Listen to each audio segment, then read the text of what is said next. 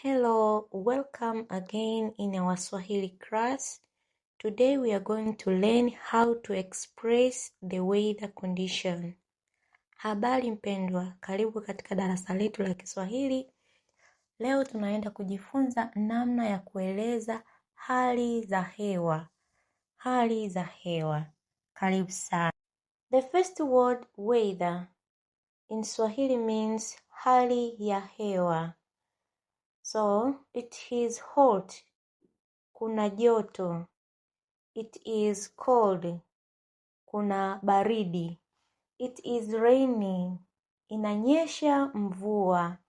It is snowing, inanyesha theluji. It is wind, kuna upepo. It is nice out, hali ya hewa ni nzuri. It is bad out, hali ya hewa ni mbaya. It is foggy, kuna ukungu. There is storm, kuna dhoruba. It is sunny, kuna jua. Asante sana kwa kujifunza Kiswahili na mimi. Tafadhali usiache kusubscribe, kulike na kucomment. Thank you so much for learning Swahili with me.